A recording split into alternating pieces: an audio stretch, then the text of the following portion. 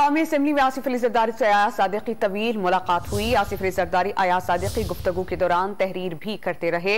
खालिद मक्सी और असलम भुतानी ने भी साबिक सदर से मुलाकात की। इस पर हम बात करते हैं डॉन न्यूज़ के नुमाइंदे फहद चौधरी से। फहद, बताइएगा मुलाकात में क्या कुछ ज़ेरे बहस रहा, कुछ पता चल पाया?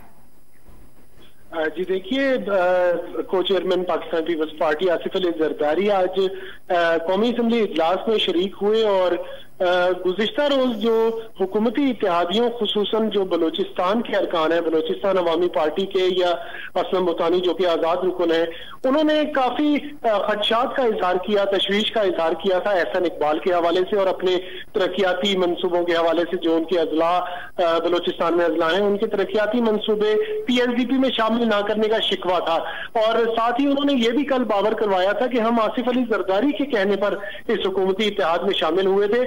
और इसी सिलसिले में जराये का कहना है कि आसिफ अली जरदारी ने आज ऐवान में वो तशरीफ लाए तो सरदार अयाज सादिक जो है वो उनके साथ तवील नशिस्त की और तवील गुफ्तगू की और नोट्स लेते रहे अयाज सादिक उनकी गुफ्तगू का। और इस मुलाकात के बाद से कबल असलम भुतानी और खालिद मक्सी भी आसिफ अली जरदारी से जो है वो गुफ्तगू करते रहे। और बिलाशुबा यही मामला डिस्कस हुए होंगे कि जो बलूचिस्तान के इत्तेहादी हैं वो जिन शराइत पर इस इत्तेहाद में शामिल हुए थे वो थे तरक्याती मंसूबे और तरक्याती बजट। इसी हवाले से जो है वो सरदार अयाज सादिक ने यकीन दहानी कल ऐवान में भी करवाई थी और आज आसिफ अली जरदारी को भी करवाई।